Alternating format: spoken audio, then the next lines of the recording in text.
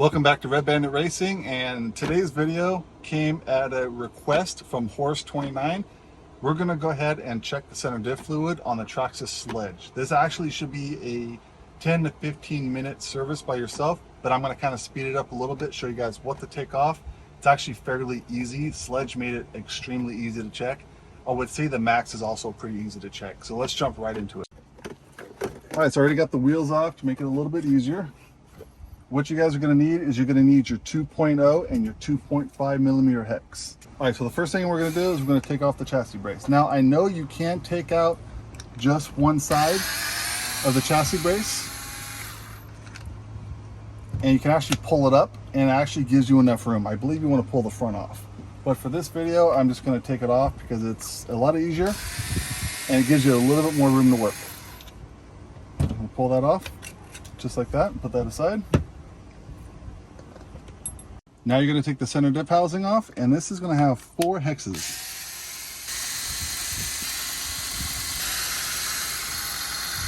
Okay, you're going to put these aside. Now you're going to take this housing, and you're just going to wiggle it out just like that. It should come out fairly easy. While you're already in here, go ahead and clean this up with the bearing rides right here. It's a good idea to make sure this is nice and clean. That way you don't wear out your bearings.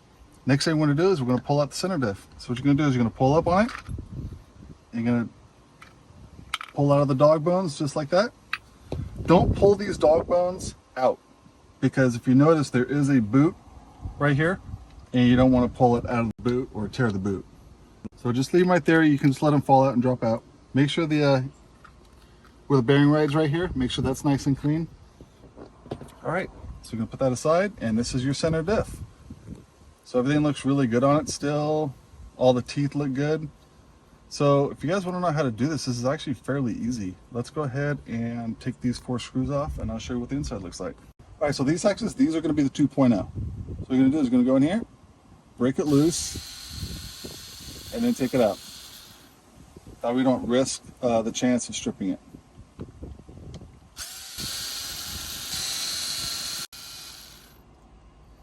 All right, now they've got taken out.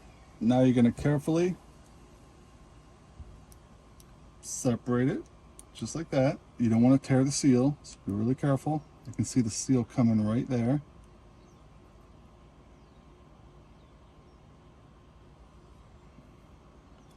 Pull the seal off just like that, and there we go.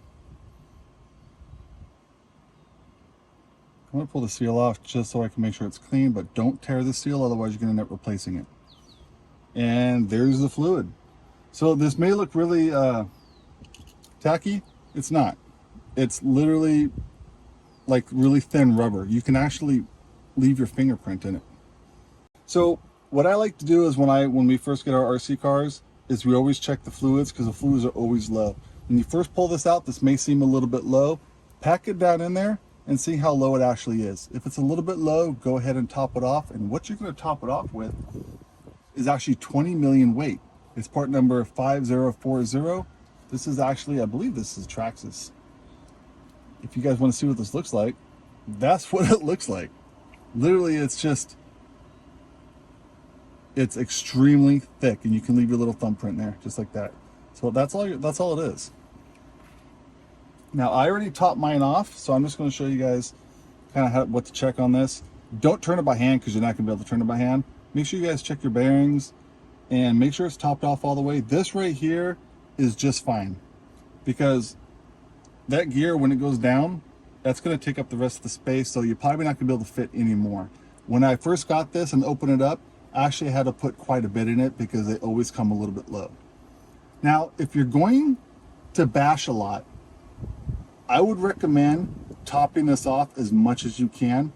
Or you could go ahead and empty this out and stuff it full of 100% silicone earplugs. And by doing that, you're going to essentially lock up this diff. And when you lock up this diff, it's going to turn equally, which means it's going to distribute the same amount of power to the front and rear wheels. And that's great if you're out there bashing, doing tricks, or even doing jumps. But if you're going to go out to the track and you want to race with it quite a bit, I would leave it where it is.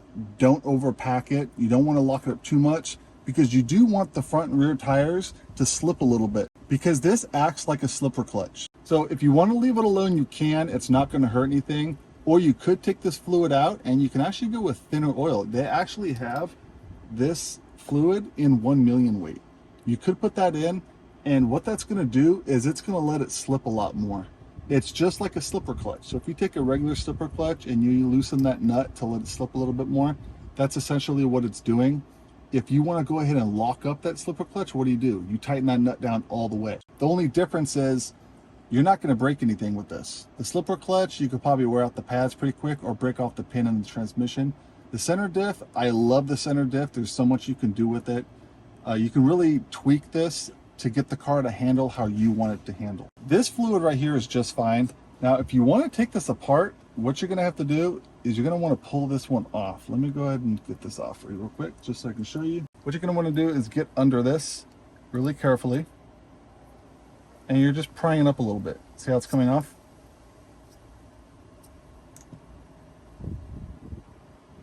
See that pin right there?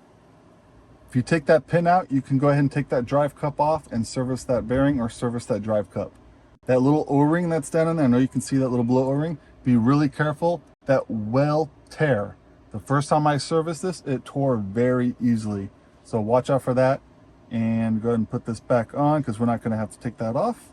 And we'll just clean this up a little bit so I can put it back together. I'm gonna make sure this is nice and clean and it's not on the surface of the seal. I'm gonna go around it really carefully. The good thing about the 20 million weight is I can literally go with my finger and kind of clean it off because it literally just clumps off like it's clay. So I'm gonna go ahead and put this one back on.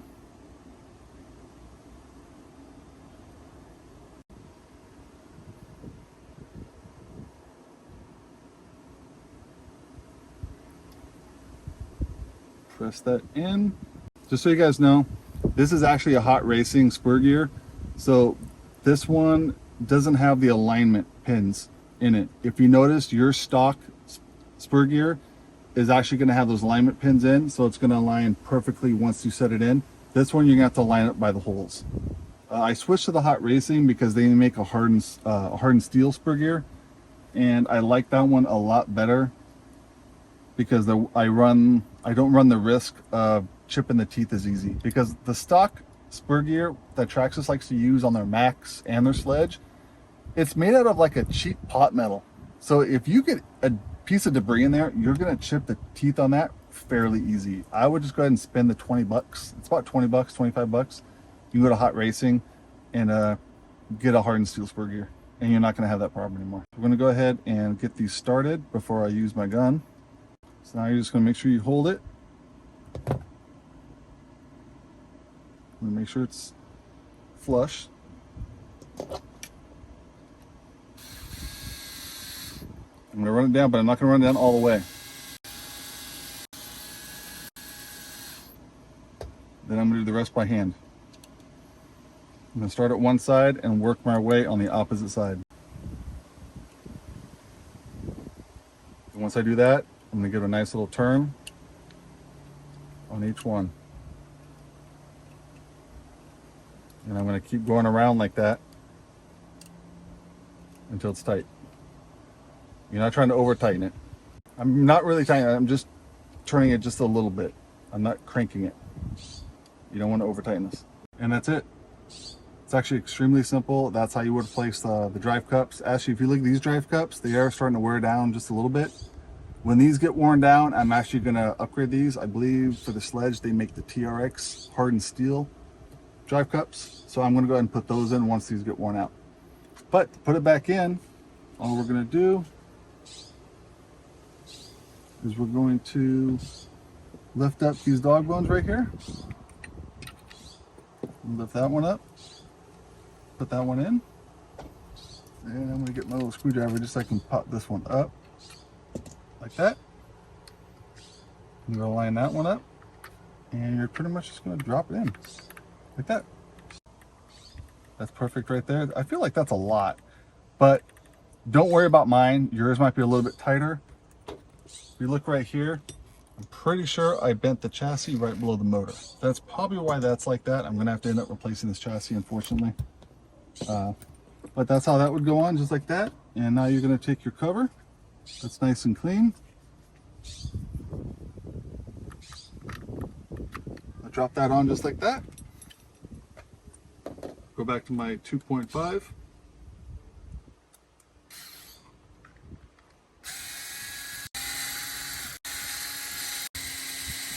All right, and now you're just going to snug these down.